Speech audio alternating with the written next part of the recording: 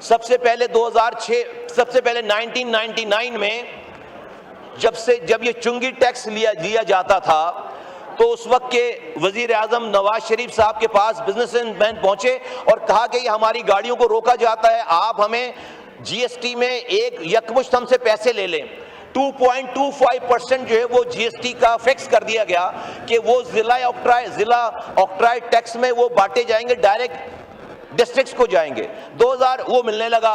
2006 में उस वक्त की हुकूमत ने कहा कि नहीं, ये जीएसटी का 1/6 ऑफ द जीएसटी होगा, हम 1/6 ऑफ द जीएसटी डायरेक्ट जो है वो डिस्ट्रिक्ट्स को देंगे। वो चलने लगा 2010 में जब 7वें एनएफसी अवार्ड की बारी आई तो सारे सूबे जो है मिलकर वफाक के पास आए और उन्होंने कहा ये जो आप जीएसटी की मद में ये जो आप ओजीटी को पैसे दे, ओजीटी की जीएसटी 1/6 देते हैं, ये पैसे आप एनएफसी अवार्ड में डाल दें, हम जाके डिस्ट्रिक्ट्स को बांट देंगे। वो दिन है और आज का दिन है। वो पैसा जो कि जीएसटी का है, डिस्ट्रिक्ट का है, ओजीटी का है, एनएफसी अवार्ड में दिया जा रहा है, वो दिन है और आज का दिन है। डिस्ट्रिक्ट को ये पैसे नहीं मिल रहे। अगर पिछला जो साल गुजरा है, अगर ये निज़ाम चल रहा होता तो सिर्फ कराची को वफाक से 260 अरब रुपए मिलते। 200 अरब रुपए पोर्ट पर सेस के नाम पर, इंफ्रास्ट्रक्चर डेवलपमेंट के नाम पर कराची का पड़ा हुआ नहीं मिलता। और इसी तरह अगर प्रोविंशियल पीएसडीपी में कराची का शेयर हो तो कराची पूरे सूबे की आबादी का 38% है। 38% 1000 अरब रुपए की पीएसडीपी है, उसका 38% मिलता, 800 अरब रुपए मिलते सर। हैदराबाद को 200 अरब रुपए मिलते, ये सर नहीं मिल रहे। मेरी वे फॉरवर्ड में बता रहा हूं। नंबर 1 सर, इस मुल्क का निजाम आम आदमी तक ट्रिकल डाउन, मैं किसी को बुरा नहीं कह रहा, मैं इंटेंशन को भी क्वेश्चन नहीं कर रहा, लेकिन ट्रिकल डाउन इफेक्ट नहीं आ रहा लोगों पे।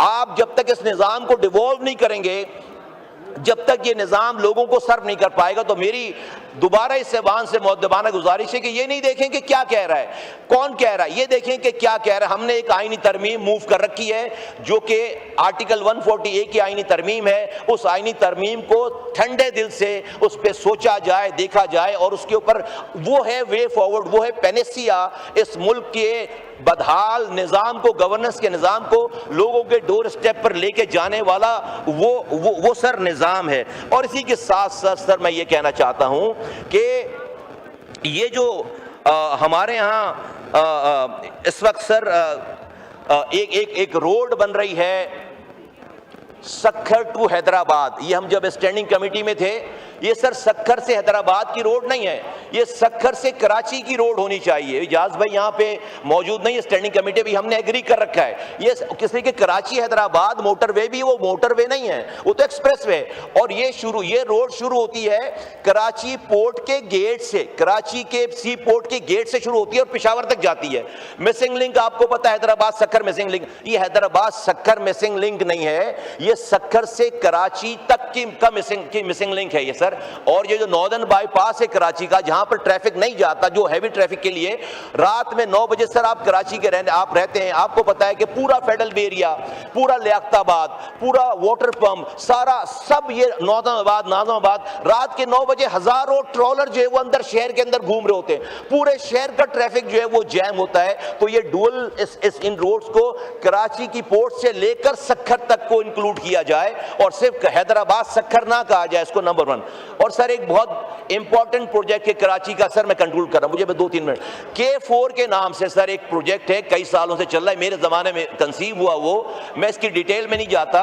एक बहुत अजीब बात सुनने में आ रही है, K4 जो है सर 300 अरब रुपए तकरीबन लगाकर कराची तक 260 मिलियन गैलन पानी पहुंचेगा। मेरे जुमले पर गौर कीजिए, कराची तक, कराची से ये पानी लियारी नहीं जा सकता, डिफेंस नहीं जा सकता, बल्दिया नहीं जा सकता, औरंगी, नाज़माबाद, फेडरल एरिया नहीं जा सकता। वहां तक ले जाने के लिए हमें ऑगमेंटेशन, हमें इंटरनल लाइनें डालनी पड़ेंगी। अभी सुनने में बात ये आई है कि उस ऑगमेंटेशन के बगैर जो मौजूदा पहले की पानी की लाइनें, उसी में पानी डाल देंगे 260 मिलियन गैलन, तो उस लाइनों में तो कैपेसिटी नहीं है। इसका मतलब क्या होगा कि पानी फिर कराची वालों तक नहीं पहुंचेगा। K4 कंप्लीट होने के बाद भी वो पानी फिर टैंकरों में बिखरा होगा। मैं सर आपके जरिए जो है वो ये यहाँ पर इस फोरम पे बात इसलिए कर रहा हूँ कि हमारे यहाँ बहुत अच्छी बात ज़्यादा करने का माहौल नहीं है, सुनी नहीं जाती ज़्यादा बात, तो मैं इस फोरम का जो है वो मैं फ़ायदा उठा रहा हूँ। मैं सर अपनी बात को कंक्लूड करता हूँ इस बात पे कि सर ये जो ईरान अमेरिका की जंग में अल्लाह ताला ने अमन कायम करवा दिया, पाकिस्तान का बहुत बड़ा रोल है, पाकिस्तान के वज़ीर आज़म का बहुत बड़ा रोल है, उनकी तबीयत के हवाले से वो सबसे जो है वो फ्लेक्सिबिलिटी है और वो सबसे उन्होंने जो इंगेज किया, और सबसे बढ़कर पाकिस्तान के फील्ड मार्शल जनाब आसिम मुनीर साहब का बहुत बड़ा रोल है। हमने देखा कि ये रोल उस वक्त शुरू हुआ जब इंडिया से पाकिस्तान जंग जीता, जब पाकिस्तान की अहमियत बनी, जब अपने से 6 गुना बड़ी फौज को शिकस्त हुई है, जब जाकर पाकिस्तान की फौज, उसके सिपह सालार और पाकिस्तान का नाम दुनिया ने जानना पहचानना, उसको सीरियस लेना शुरू किया, और उसकी जो डिविडेंड है वो हमने देखा कि हम पाकिस्तान फील्ड मार्शल जनाब आसिम मुनीर साहब ने, वज़ीर आज़म पाकिस्तान ने, इसाक डार साहब ने, डिप्टी प्राइम मिनिस्टर और फॉरेन मिनिस्टर ने, सब ने मिलकर, और पूरी कौम यकजा थी उनके पास, और तमाम पार्टीज के लीडरान, हमने तीसरी जंग अजीम रुकवाई है। अल्हम्दुलिल्लाह जो है वो हमें इसमें कामयाबी मिली है। अल्लाह ताला इस कामयाबी को और जो है वो मुस्तहकम करे। एक बात है परेशान करती है मुझे, जो माहौल चुके नहीं है, नॉर्म्स नहीं है, तो कहने में हिचकिचाहट होती है कि लोग पता नहीं क्या कहेंगे, मजाक उड़ाएंगे, क्या कहेंगे।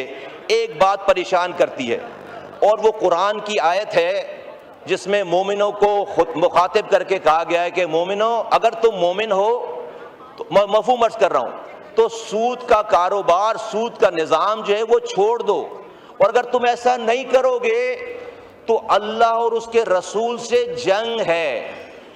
अब अगर ये किसी मौलवी की बात होती तो मैं इसको इग्नोर करता, मुझे इसकी अब मुझे ये हम जो है वो, अगर हमारा निज़ाम, हमें पता है सर हम एकदम इसको स्विच ऑफ नहीं कर सकते, लेकिन हमारा 80% कर्जा, सर एक मिनट सर, 80% कर्जा लोकल है। मैं नहीं कह रहा कि इसको बिल्कुल स्विच ऑफ करें, लेकिन अल्लाह की इस बात को सामने रखकर हम कोशिश तो करें, हम कहीं बैठे तो सही, हम इसका रास्ता तो निकालें। मुझे खौफ आता है इस बात पे, मैं खौफजदा होता हूँ। ये जो अल्लाह ताला हम पर मेहरबानियां कर रहा है, ये इंडिया से जंग जीतना मिरेकल है। हमारा जो आज मुकाम है दुनिया में, वो मौजज़ा है, अल्लाह की मदद के बगैर ये हो नहीं सकती थी। ये रब अगर खुदा ना खास्ता कहीं नाराज हो गया और हमसे नाराज हो गया, हमें मौके देता चला जा रहा है, अगर ये हमसे नाराज हो गया, अल्लाह कह रहा है, इतनी स्ट्रॉन्ग बात रब ने किसी गुनाह पे नहीं की है।